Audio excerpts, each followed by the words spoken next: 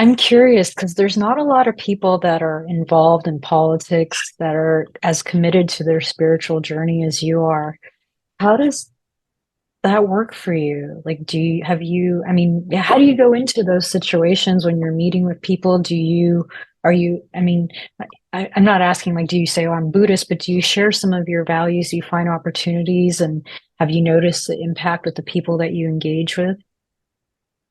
Well, that's a really interesting question. I think that a lot of times politics gets a bad rap, maybe because there are a few more bad apples, right, than in most industries, and those bad apples tend to get the headlines. To this day, some of the most extraordinary, wonderful, just wonderfully intentioned, well-meaning folks I've met have been politicians and their staff. There are people who are involved in politics who are extraordinary beings and deeply spiritual. So there have been times where, I've been in a meeting and it's all of a sudden switched over to discussions of, experiences of meditation or, enjoyment of a spiritual book. And when I was younger, it caught me off guard.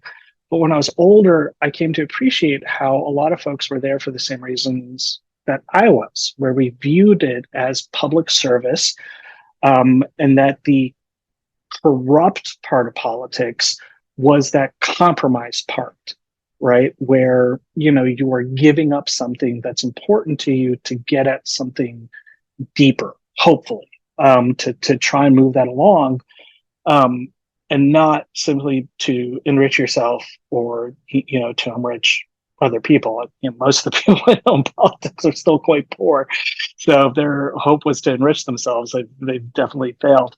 Um, and so I think that's what I've always been very open to, not in both the political and corporate world, is not having a prejudgment of these people simply because of the context of finding them.